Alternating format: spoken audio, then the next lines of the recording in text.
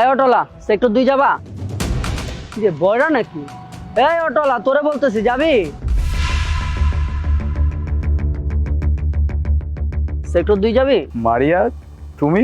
আলিফ, তুমি? কি অবস্থা, কেমন আছো? অনেকদিন পর দেখলাম। আমার অবস্থা তো ঠিকঠাকই আছে, বাট তোমার অবস্থা দেখে তো কিছুই ঠিক লাগছে না। আমার অবস্থা ঠিকঠাক লাগতেছে না মানে বুঝলাম না। ওয়েট মানে তোরা দুজনকে কি আগে থেকেই চিনোস?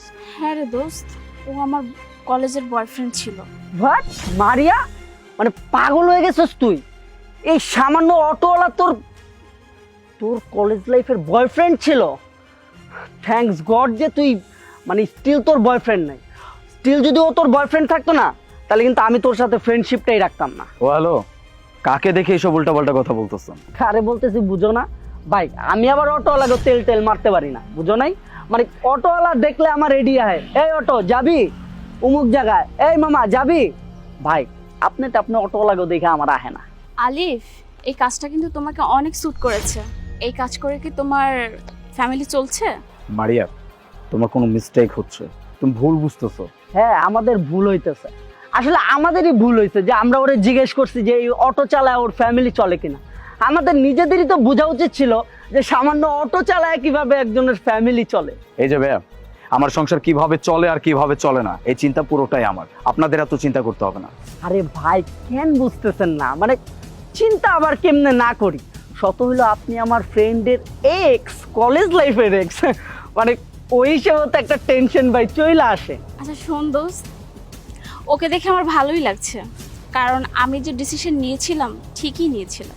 মারিয়া, এখন একটু বেশি বাড়াবাড়ি হয়ে যাচ্ছে না? আচ্ছা বাদ দিলাম, কিন্তু সেক্টর 2-তে যেতে কত টাকা লাগবে সেটা তো বলো। তুমি সেক্টর 2-তে যাবা না কোথায় যাবা সেটা নিজের মতো চলে যাও না, আমাকে কেন বলতেছো?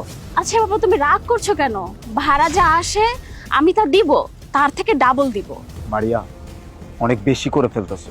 আমি বারবার করে বলতেছি এই অটোটা আমার না, আমি অটো চালাই না আর আমি অটো চালক না। আরে ভাই তোমার এক্স গার্লফ্রেন্ড তোমার ডাবল ভাড়া দিতে চাইতেছে, এই সুযোগ মিস করো না। আর বাংলা মুভিতে দেখো না, মানে এখন যদি তুমি ওরে নিয়ে অটোতে যাও, এমনও হইতে পারে যে তোমাদের সেই কলেজ লাইফের পুরনো প্রেমটা আবার নতুন করে জন্ম নিচ্ছে। ওই হ্যালো, তুই এগুলো কি বলতেছিস? একটা কুকুরকে মন দিব, কিন্তু ওর মতো একটা অপদার্থকে কখনোই মন দিব না। এই যে তোমার চোখ নাকি চুলা, কি দেখে কাকে অপদার্থ বলতেছো? ওই থামো, ভালো কাপড় চোপড় পরেছো বলে কি দাম বেড়ে গেছে?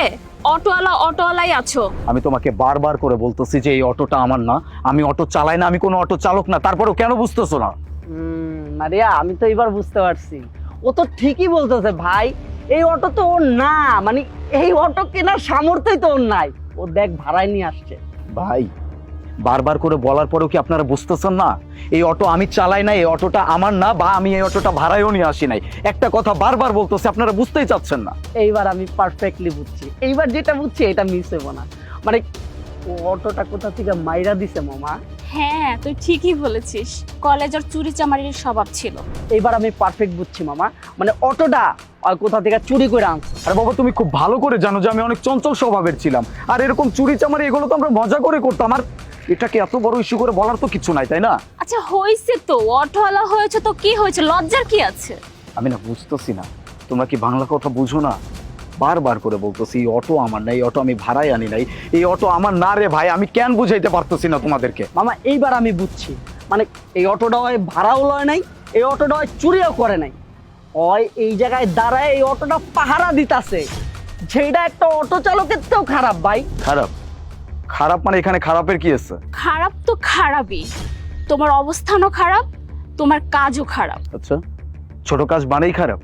এই ছোট কাজগুলোর জন্যই না খুব সুন্দরভাবে জীবনটা লিড করতে পারতেছো। এই যে এরকম অটো চালকরা অটো চালায় বলেই খুব সুন্দরভাবে এক জায়গা থেকে আরেক জায়গায় যাইতে পারো, আর এই ছোট কাজগুলোকে খারাপ বলতেছো?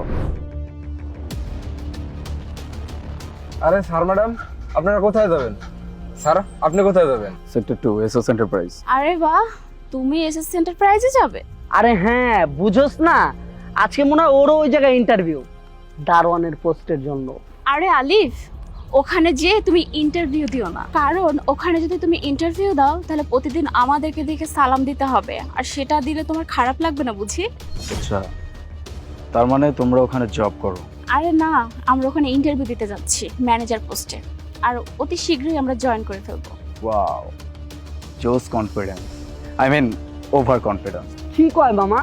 অবশ্যই কনফিডেন্ট আছে, আমাদের নিজেদের উপর 100% কনফিডেন্ট আছে। কিন্তু তুমি তোমার নিজের কথা ভাবো মিস্টার দারোয়ান। দারোয়ান? ছোট্ট একটা মিস্টেক হয়েছে। দারোয়ান না, এসএস এন্টারপ্রাইজের একমাত্র সিইও মিস্টার নূর আলী। মানে এটা তো ইম্পসিবল। পসিবল, ইম্পসিবলকে আমি পসিবল করে দেখাইছি আমার যোগ্যতায়। আর তোমাদের সাথে এরকম কথা বলে না আমি আমার টাইম ওয়েস্ট করতে চাচ্ছি না, মানে আমার রুচিতে বাড়তেছে। তোমাদের সাথে কথা হবে যদি আমার ইন্টারভিউ বোর্ড পর্যন্ত পৌঁছাইতে পারো, তখন কথা হবে। Bye. Excuse me, one more thing, don't জাজ a book by its cover. Got it? আমরা চলো।